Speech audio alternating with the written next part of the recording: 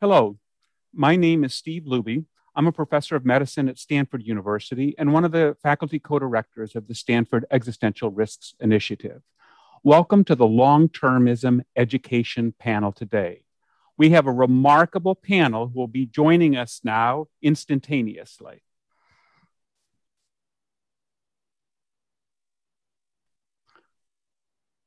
I'm going to just give you a brief background on who these remarkable folks are. Shelly Kagan is a professor of philosophy at Yale University.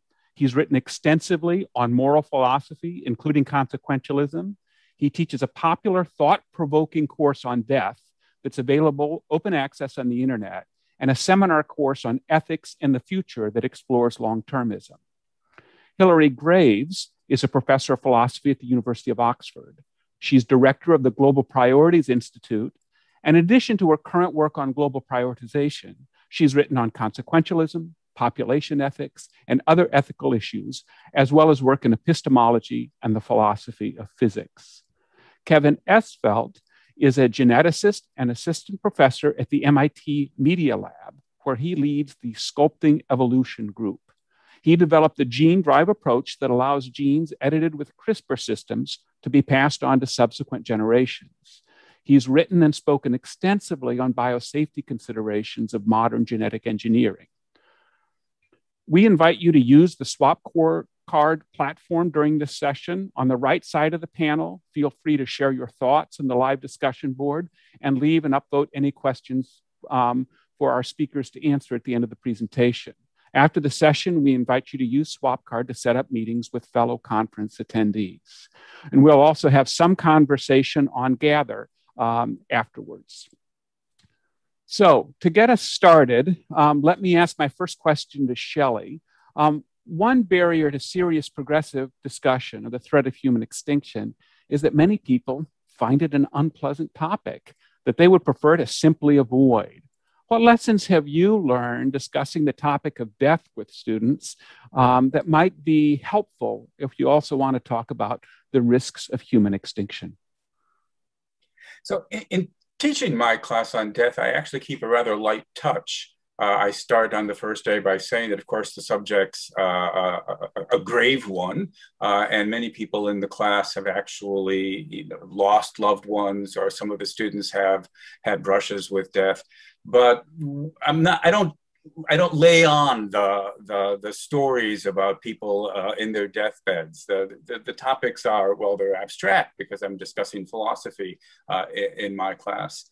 The seminar I'm teaching this semester on ethics in the long-term future, again, I'm primarily examining philosophical questions. And so we're not laying it on thick. I suppose that's the answer about the risks of pandemics and the risks of nuclear war. And we spent 1 week quickly familiarizing ourselves with the risks, and for the rest, we're stepping back and asking ourselves, what should we do in light of all of this, and what follows ethically from all of this? And you found the students are comfortable engaging at that level, and you don't have a problem with concerns with depression or checking out? Well, I wouldn't want to say there have been no issues at all, partly because sometimes the discussion turns to unexpected directions. We spent actually the better part of at least 2 seminars talking about, are their lives not worth living? If we're thinking about the long-term future, what might the future look like? Are their lives worth living? And some of our students found that very challenging in a personal way.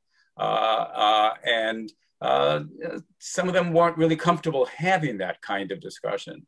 So I wouldn't want to say it's not an issue at all, but at the same time, it's only a seminar, it's 15, it's not a very big sample to be drawing on, but most people are able to distance themselves, I think, sufficiently from being overwhelmed by the topic.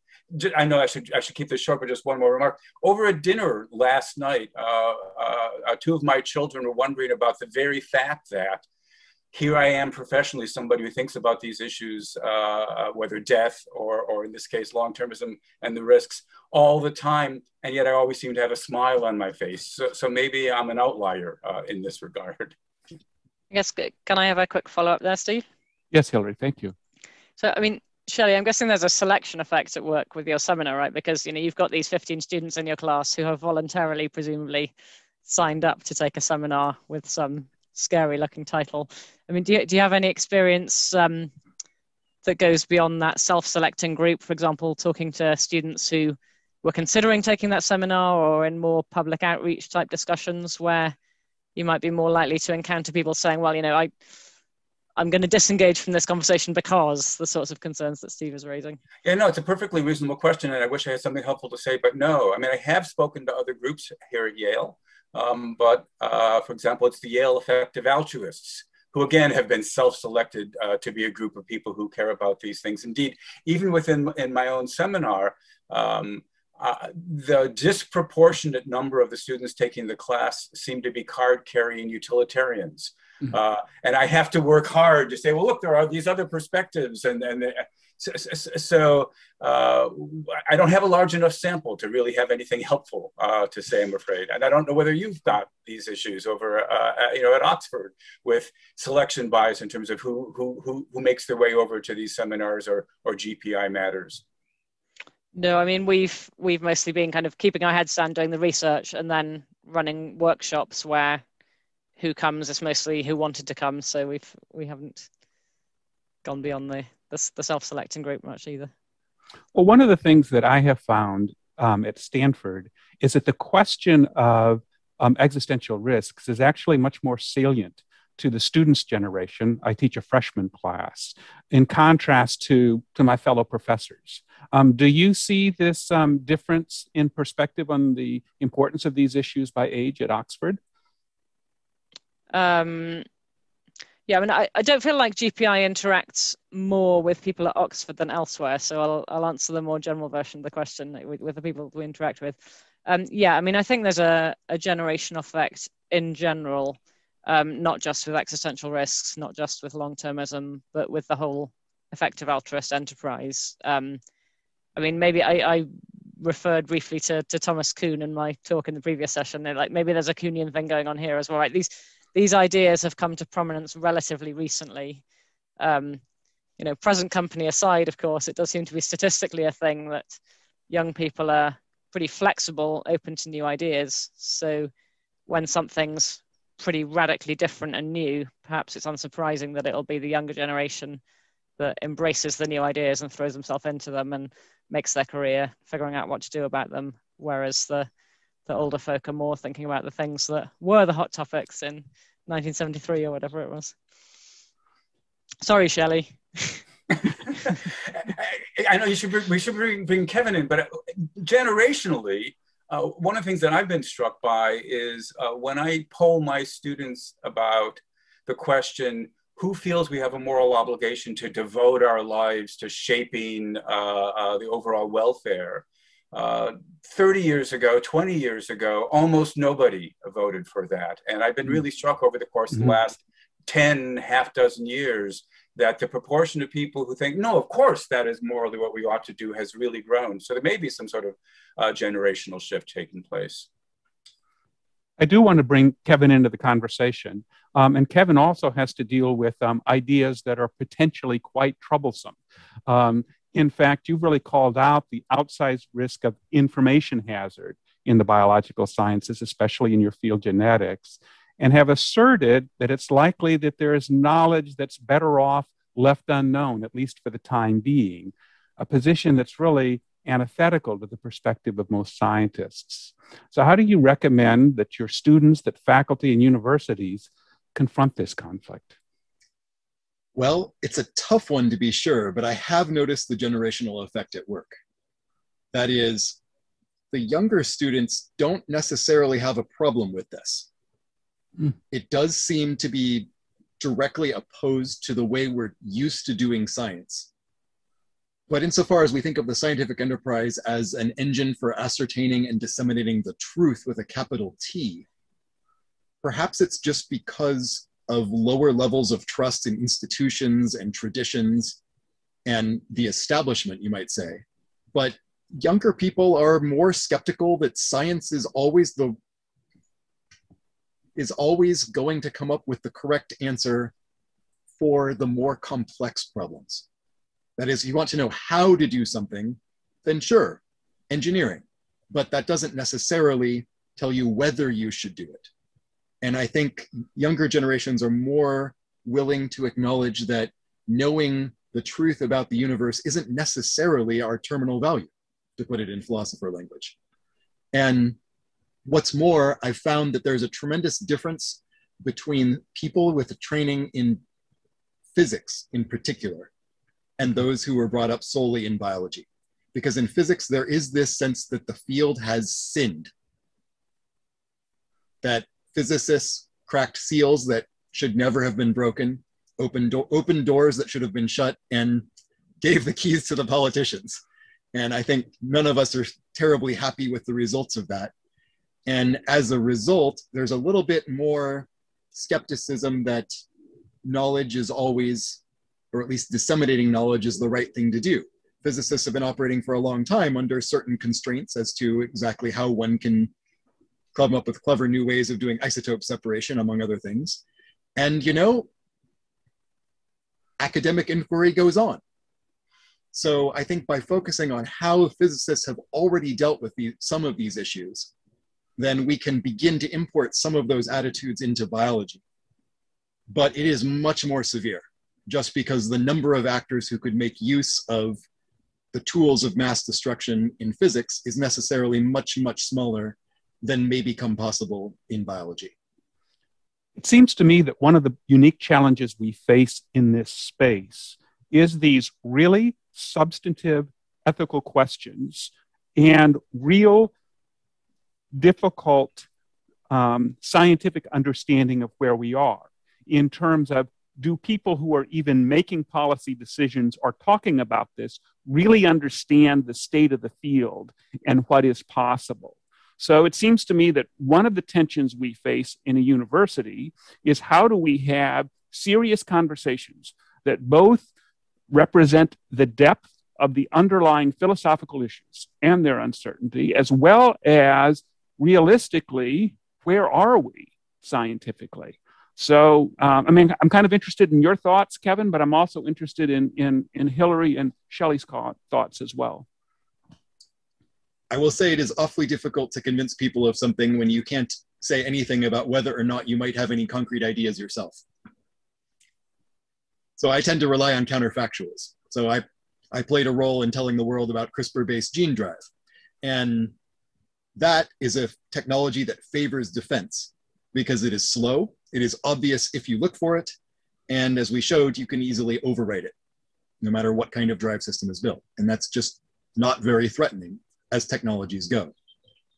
But we only have to look at the world today to see that pandemics are a very different kind of beast. And one can imagine certainly a world in which CRISPR was a little bit less versatile in what it could target, and then you could not necessarily overwrite someone else's gene drive system, in which case it would be a fairly terrifying bioweapon. And then you can ask, well, how would the world have handled that? What would we do in that world in which one could make mosquitoes do very nasty things, to give only the least info-hazardy potential option out there? And even that is reasonably safe because it's this counterfactual universe that is not ours. That's one way to talk about it safely. But I'm very curious what Hilary and Shelly would have to say about that. So I'll tell you about the questions I have thinking about the class that I'm teaching this semester, which is the first time I've taught a class on the subject. And as I've already mentioned, it's been virtually all philosophy. I don't have any training in the sciences. I'm not competent to teach the empirical material about the various risks. I assigned basically the central chapters of Toby Ord's The Precipice, and then for the rest, it's been philosophy. And it's an advanced undergraduate seminar, and as such, it's not really doing, I think, quite what I suspect we would all like there to be. Some broad-based entry-level class where you're simultaneously exposing people to some sense of the empirical risks across a number of disciplines, and then at the same time having somebody with philosophical sophistication or training in moral philosophy to talk about, what follows from this, what might our obligations be. I'm certainly not qualified to teach such a class. So I do wonder how anybody manages, whether anybody has managed to teach such a class. Yeah, I'm puzzled. So Hilary, you're not in the front line of the classroom, but you're clearly aiming to be a part of the global conversation on priority setting that clearly intersects both these philosophical considerations and the natural science considerations. How do you see balancing these out and having meaningful, progressive conversations? Yeah, I mean, as a thought on like Shelly's question, how does one construct this sort of Platonic ideal of the course on long-termism and existential risks? I mean, one natural model for doing that would be to draw heavily on guest lecturers. So, you might have perhaps a philosopher, not necessarily a philosopher. You might have perhaps a philosopher as the convener, but then, if you want to have a session on cosmology and you want to have a session on biohazards, then you bring in specialist guest lectures for those. In the work of the Global Priorities Institute itself, we do face this sort of issue quite a lot because we took a sort of semi-strategic decision to focus in the first instance within our own institute on economics and philosophy. But we took that decision while being extremely aware that the topics we wanted to take on would need to draw on all of these other fields. Why did we choose to just do economics and philosophy then? Well, because we had to start somewhere and we felt it was a better model to have a tight focus in the initial stages rather than try to build a supposedly cohesive institute that had 10 people each from a different academic discipline. But we do have an ongoing conversation in GPI about, when we have these research projects which end up looking like actually all the hard questions lie in some other academic discipline, then what do you do? How do you make contact with the other academic discipline in a way that usefully integrates their insights and their research into the conversation? And this is just a live question for GPI at the moment, so I don't have a great answer up my sleeve. The disciplines one is really difficult. So I teach, just for the first time this year, I'm teaching a class called The Great Problems, which seeks to some extent be this empirical look at what, well, at least after a couple of years of thinking about this, I concluded were 11 of the greatest problems that we face, both short-term and long-term, because I didn't want to, get solely effective altruists in the class. But one problem that I face is, even though we went with the guest lecture approach, in fact, a number of the speakers at this particular conference are guest lecturers in my course, which is very generous of them. But drawing in students, and even just, students would prefer to get some kind of credit for the course beyond the raw units. They would like it to fulfill some requirement. But what I've been finding is that none of the departments at MIT are willing to consider a course that looks at all of the greatest problems in the world as being relevant to their discipline. And consequently, the students don't really get any specific elective credit for it. So how do we, if you can say all of us as those interested in long-termist problems, the greatest problems, how do we address this divided academy that demands that everything fit into one of these existing silos?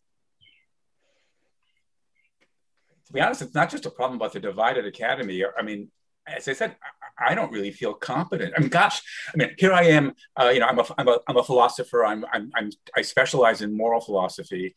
The readings for this class have been very heavily taken from working papers from Hilary's organization, and even I find myself often thinking, "Gosh, I'm hanging on by my teeth with some of these technical arguments in decision theory or what have you." How you manage to bring people up to speed quickly to the empirical side of things, give them a crash course in moral philosophy as a whole, and then still manage to show, and here's where the actual action is in terms of questions in moral philosophy or questions in biology or questions in, I don't know how it's to be done. That's a depressing thing to say during a panel like this, I suppose. But well, I also think it's a challenge in terms of how do you get the right students in the class? Because what you would really like is people who do have some background in moral philosophy, certainly do have, or at least have some background in philosophy, kind of at least a meta thinking about these issues, but also it seems like there's an interest in getting people who may be working in these sensitive sectors, if we're going to do what Kevin does, and that is prevent the physics sin from being replayed. And even appealing to those two different student groups, not only is a challenge in terms of institutional rewards and institutional incentives and how those are set up, but also in terms of reaching those students who have quite different orientations.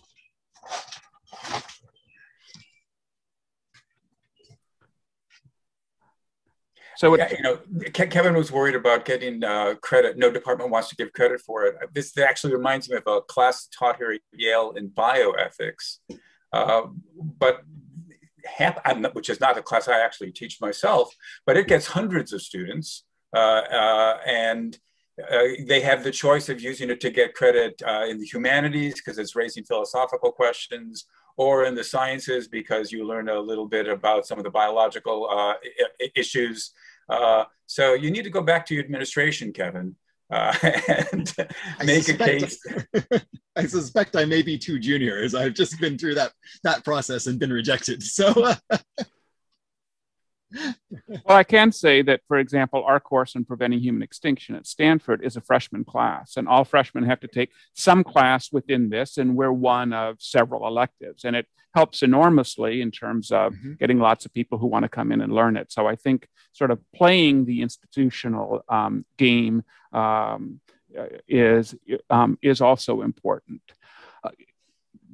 Kevin, do you feel that there is any effort that we need to not only direct some effort to students, but also to their advisors?